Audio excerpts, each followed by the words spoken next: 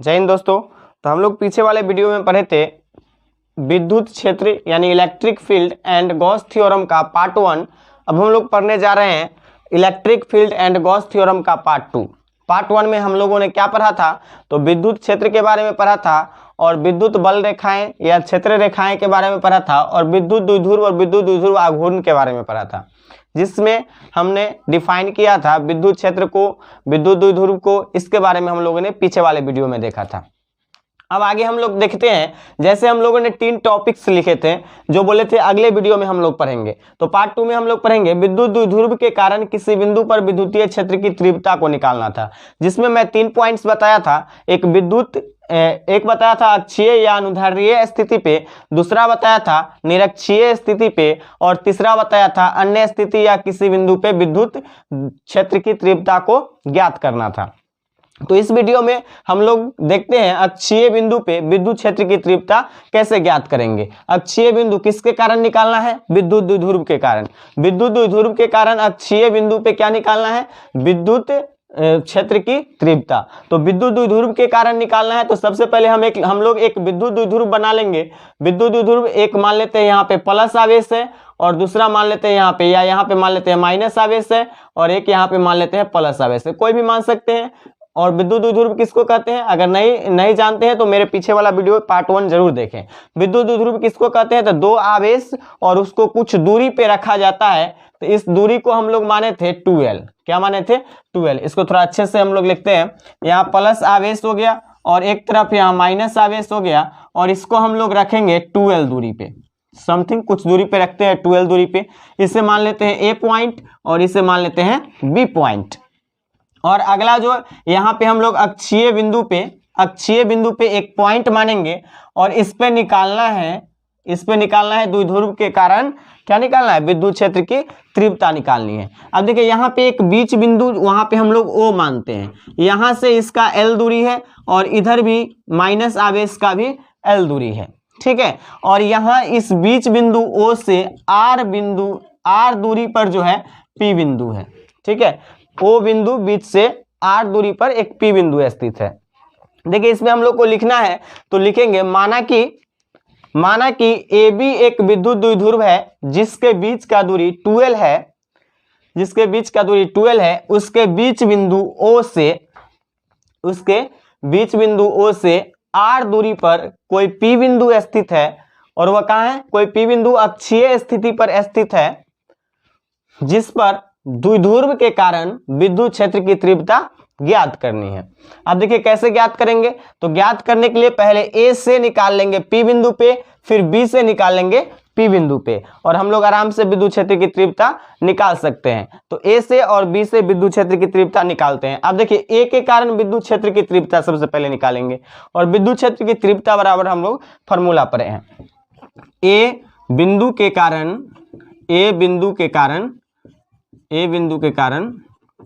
विद्युत क्षेत्र की तीव्रता,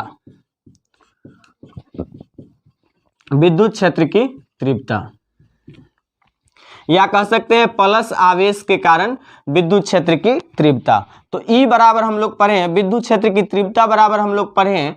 विद्युत क्षेत्र की तीव्रता क्या होती है? विद्युत क्षेत्र की तीव्रता, तो विद्युत क्षेत्र की तीव्रता बराबर होता है 1/4 pi epsilon naught into Q/R²। ये हम जानते हैं फॉर्मूला होता है। अब निकाल रहे हैं हम लोग इसके कारण उस बिंदु पे, तो क्या करेंगे? E1 इसको मान लेते हैं और E1 बराबर या EA भी बोल सकते हैं। तो E1 बराबर जो होगा वो हो जाएगा 1/4 pi epsilon naught into Q/R²। R क्या था? तो दूरी था। यहाँ पे R का वैल्यू कितना होगा? तो यहाँ से हम लोग इस बिंदु पे देख रहे हैं, यानी यहाँ से यहाँ तक का टोटल दूरी चाहिए। तो ये हो गया R और इसमें जोड़ देंगे L को, तो यहाँ से यहाँ तक टोटल दूरी निकल जाएगा। यानी इसको हम लोग क्या लिख सकते हैं? R plus L। तो यहाँ पे क्या हो जाएगा? R प्लस L का स्क्वायर। इसे मान लेंगे इक्वेशन 1। अब देखेंगे B बिंदु के कारण विद्युत क्षेत्र की तीव्रता। B बिंदु के कारण विद्युत क्षेत्र की तीव्रता। अब देखिए बी बिंदु के कारण विद्युत क्षेत्र की तीव्रता क्या होगी, तो बी बिंदु के कारण हम लोग निकालेंगे, इसको मान लेते हैं E2 और E2 बराबर क्या होगा, तो E2 बराबर होगा बी बिंदु के कारण निकाल रहे हैं P बिंदु पे, तो ये जो दूरी होगा इतना, यह हो जाएगा R, ये टोटल यहाँ तक R है, उसमें से L को घटा देंगे तो ये हो जाएगा R माइनस L। तो यहाँ पर जो आएगा वो आएगा 1/4 pi epsilon naught into Q by R minus L का स्क्वायर, इक्वेशन 2। यहाँ पे हम लोग ए बिंदु के कारण पी बिंदु पे विद्युत क्षेत्र की तीव्रता निकाले, यहाँ बी बिंदु के कारण पी बिंदु पे विद्युत क्षेत्र की तीव्रता निकाले, और दोनों को क्या करेंगे, इसको और इसको क्या करेंगे, जोड़ लेंगे।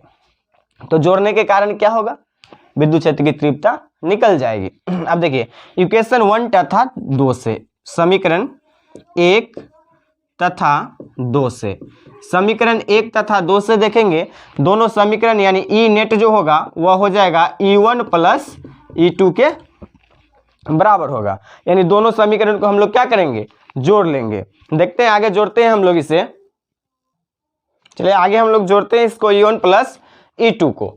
तो E1 प्लस E2 का E1 का जो वैल्यू था वह ए बिंदु के कारण था, तो यहाँ पे दूरी था R प्लस एल, ये था 1/4 pi epsilon naught into Q by R plus L का स्क्वायर था, और उसमें हमको जोड़ना था, क्या जोड़ना था, 1/4 pi epsilon naught into Q by R minus L का स्क्वायर, इसको क्या करना था, घटाना था। लेकिन यहाँ आवेश बी जो था वह माइनस था, इसलिए यहाँ पे क्या आ जाएगा, माइनस आ जाएगा। अब देखिए दोनों में से हम लोग कॉमन ले सकते हैं, क्यू को 1/4 पाई एप्सिलॉन नॉट को, क्यू को और 4 पाई एप्सिलॉन नॉट को, इस तरह बच गया 1/r प्लस एल का स्क्वायर और माइनस 1/r माइनस एल का स्क्वायर, ठीक है। तो यहाँ से जो होगा q/4 पाई एप्सिलॉन नॉट इंटू इस दोनों का एलसीएम यानी गुना करेंगे, यानी r प्लस, जैसे मान लीजिए अगर 2/3 रहता है प्लस 3/4 रहता है, तो इसे हम लोग कैसे जोड़ते हैं, तो जोड़ने के लिए हम लोग क्या करते हैं, ये दोनों को गुना कर लेते हैं। अगर नहीं एलसीएम होता है तो दोनों को गुना कर लेते हैं, तो 4 तिहाई हो जाता है 12। तो उसी तरह हम लोग इसका क्या करेंगे, गुना करेंगे। सेम प्रोसेस हम लोग इसका क्या करेंगे, गुना करेंगे, तो ये हो जाएगा R प्लस एल का square into R minus L का स्क्वायर। यहाँ पे इसका एलसीएम ये, अब देखिए इसका हम लोग कैलकुलेशन करके लिखते हैं। तो इसका देखिए R प्लस एल का स्क्वायर है, इसको गुना करना है, तो हम लोग क्या लिख सकते हैं। अब देखिए जैसे a plus B into A minus B, आप लोग देखे होंगे a plus B into A minus B क्या होता है, ए स्क्वायर माइनस बी स्क्वायर होता है ना। अब देखिए A square minus B square है, इसका हम लोग स्क्वायर लिख सकते हैं, नो प्रॉब्लम, क्योंकि ये दोनों गुना में है। तो यहाँ पे हम लोग इसका क्या लिखेंगे, तो यहाँ पे हम लोग लिख सकते हैं R का स्क्वायर माइनस एल का स्क्वायर, क्योंकि ए plus B into A minus B का होता है, क्या होता है, आर माइनस एल का होल स्क्वायर इंटू क्या आर प्लस ए का होल स्क्वायर और आर माइनस ए का होल स्क्वायर है, तो इसको लिख सकते हैं आर स्क्वायर के पावर 2 माइनस एल स्क्वायर के पावर 2, ठीक है। A plus B into A minus B क्या होता है, A plus B into A minus B. इसी तरह सेम है, इसको हम लोग लिखते हैं A square minus B square. उसी तरह हम लोग लिख सकते हैं R square minus L square, लेकिन यहाँ स्क्वायर लगा हुआ है तो R square minus L square के पावर, इसको ऐसे लिख सकते हैं, या इसको डायरेक्ट हम लोग लिख सकते हैं आर के पावर 4 माइनस एल के पावर 4। तो यहाँ पे हम लोग रख देंगे ये वाला वैल्यू, आर के पावर 4 माइनस एल के पावर 4 लिख सकते हैं, ठीक है। अब देखिए r प्लस एल के whole square r plus L के होल स्क्वायर से कट जाएगा, तो बचेगा r माइनस एल का होल स्क्वायर, ये से ये कटेगा तो ये बच जाएगा। तो यहाँ पे हम लोग लिखेंगे r माइनस एल का होल स्क्वायर। अब माइनस क्या हो जाएगा, यहाँ पे देखिए r माइनस एल से r minus L square cut जाएगा, तो r प्लस एल का होल स्क्वायर, ये बच जाएगा हम लोग के पास। अब यहाँ से हम लोग आगे लिखेंगे तो आगे हो जाएगा Q by 4 pi epsilon naught into क्या आ जाएगा, आर माइनस एल का whole square minus R plus L के होल स्क्वायर। यानी हम लोग देखे होंगे ए माइनस बी का whole square minus A plus B का होल स्क्वायर, ये जब हम लोग देखे होंगे तो इसका फॉर्मूला आया होगा 4RL। इसको सोल्यूशन करेंगे तो 4RL आता है, क्योंकि इसका आता है ए square minus 2ab plus b square, और ये आ जाएगा, ये सब प्लस में होता है तो यहाँ हो जाएगा माइनस में a square minus 2ab minus B square, इससे ये कट जाएगा, ये बचेगा माइनस 4ab, यानी यहाँ पे हम लोग क्या लिख सकते हैं, माइनस 4rl, माइनस 4rl हम यहाँ पे लिख सकते हैं। तो यहाँ पे हम लोग लिखेंगे माइनस 4rl बट्टा में r के पावर 4 माइनस l के पावर 4। अब देखिए यहाँ से हम लोग क्या लिख सकते हैं, यहाँ से हमको निकालना है द्विध्रुव में आंसर, द्विध्रुव में लिखना है, तो द्विध्रुव में इसको हम लोग कैसे लिखेंगे, तो द्विध्रुव में लिखने के लिए हम लोग इसका क्या कर सकते हैं, देखिए यहाँ पे q इंटू 12 और माइनस 12 लिख देते हैं इंटू 2r, 2 दूना 4 और rl कंप्लीट, और नीचे में हो जाएगा 4 pi epsilon naught into r के पावर 4 माइनस l के पावर 4।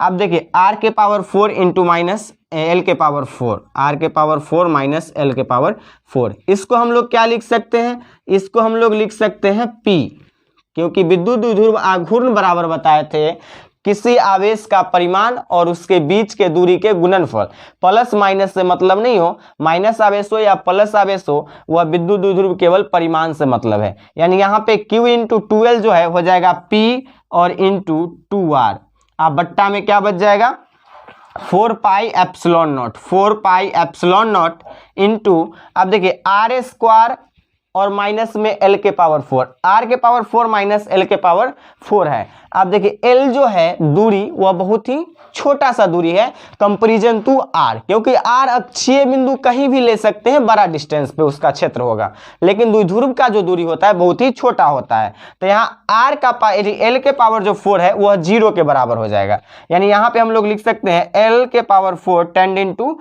0, l के पावर 4 जो होगा वह 0 के बराबर होगा, तो यहाँ से जो आएगा वो आ जाएगा r के पावर केवल 4, r के पावर 4 तो एगो कट जाएगा तो ये बचेगा 3, यानी यहाँ से हम लोग कैलकुलेशन करके निकालेंगे 1/4 pi epsilon naught into 2p और बट्टा में 2p बट्टा में r के पावर 3, यानी अक्षीय बिंदु पे हम लोग का विद्युत क्षेत्र की तीव्रता निकल गई, यानी ई नेट जो आया वह क्या आ गया, ई नेट बराबर वो आ गया 1/4 pi epsilon naught into p/r³, ये हम लोग का क्या निकल गया, 2p/r³, यह निकल गया अक्षीय बिंदु पर तीव्रता, अक्षीय बिंदु पर विद्युत क्षेत्र की तीव्रता, अक्षीय बिंदु पर विद्युत क्षेत्र की तीव्रता, विद्युत क्षेत्र की तीव्रता।